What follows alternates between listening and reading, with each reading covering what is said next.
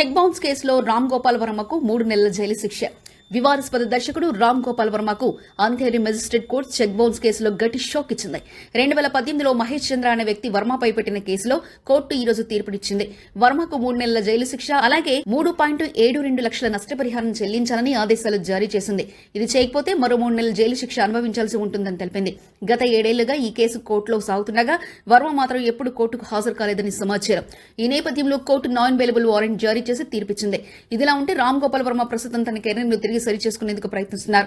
ఇటీవల తన hit movie సత్య re-release సందర్భంగా వర్మ తాను గతంలో చేసిన గొప్ప సినిమా గురించి చెప్పుకున్నారు. తాను తీసిన కొన్ని సినిమాలపై పశ్చాత్తాపం వ్యక్తం చేస్తూ ఇకపై మంచి సినిమాలు తీయడానికి కట్టుబడుతున్నట్లు ప్రకటించారు.